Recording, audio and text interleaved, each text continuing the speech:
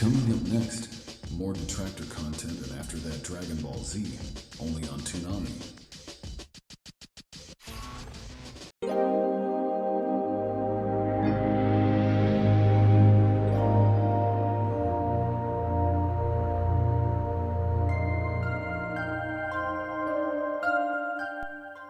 Is that looking over my history of my most viewed videos of all time, not even exaggerating because I wish it was an exaggeration, half of these videos show that I was actually doing innovative things on YouTube that before they were popular, I was trying them. For example, when I started on YouTube, I didn't do gameplay playthroughs. I did clips.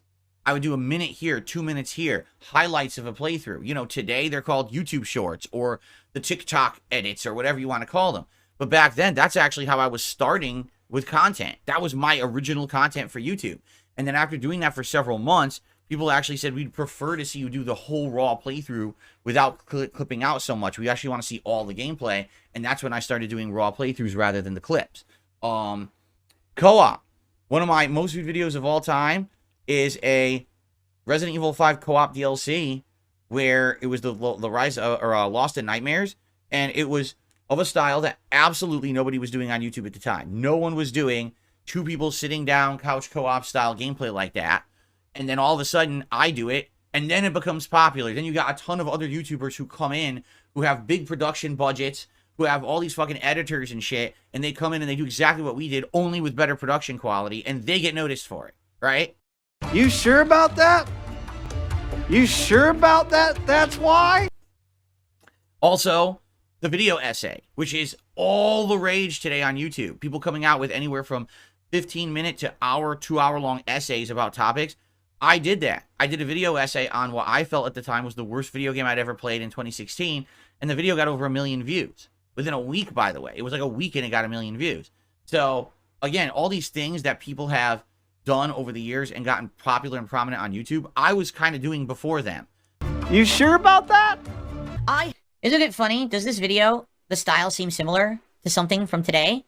You know how everyone talks now about the video review or the video documentary or whatever that's now super prominent on YouTube? That's exactly what I did 8 years ago. That's what this video is. I talk about the history of the franchise. I cover that. I talk about how it evolved into this game and how this game is horrible and why. This is literally what I did 8 years ago has now become what is popular on YouTube today. You sure about that?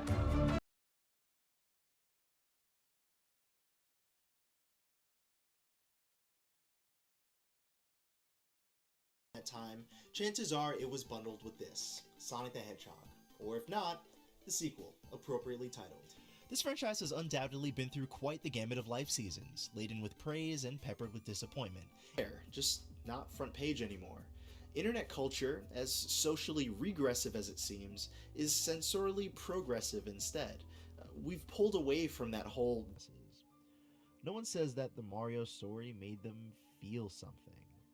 The Super Mario series is known for its gameplay. Its roots are as a legendary 2D platformer with the following characteristics. Running and jumping with very elastic, flexible physics. Similar to Mega Man, but different. Video essay can't serve as a formal defense of Grand Theft Auto. Grand Theft Auto 5, from my perspective, doesn't have enough redemptive quality in its narrative to be labeled as defensible for the arguments that I'm about to make. What I plan on stating about it out of the gate is that it is wildly misunderstood, primarily because it's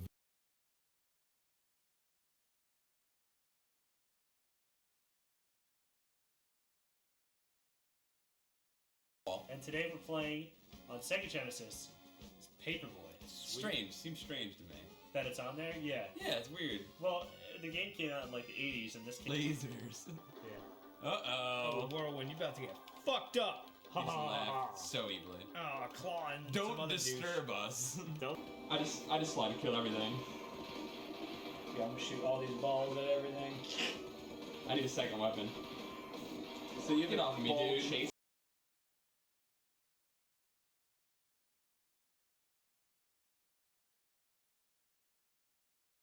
I'm your best friend.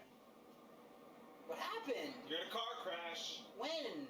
You'd be upset if you lost your kids. Guess. Like, if I find her, does it... Walk in the fucking house! I don't see see anything evil at all in this place. Oh. Oh, maybe. Okay. Take that! Yeah!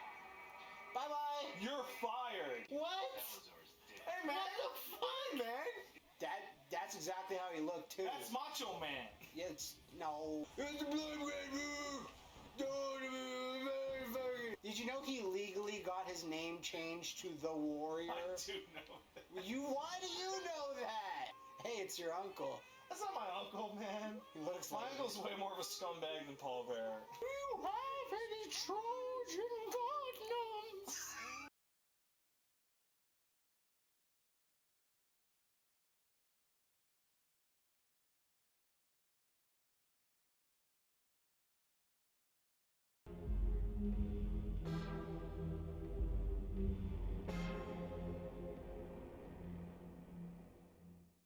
Welcome to Ross's Game Dungeon. This episode is going up on my birthday, so I figure since I'm a little older, I should accept that and prepare myself mentally to be old. So oh, that they are. Very, very great. So, what did you think of that? Did you like how a large man laughs for no reason, talks ominously about how very dangerous everything is, while the camera zooms in on his mouth like he's going to eat you? I did. Well, it's mostly an arcade-style platformer broken up with some driving mini-games, but this game is a journey. In fact, for this episode, while it's not going to be a playthrough exactly, I'm going to show you what I think are all the highlights of this game from beginning to end.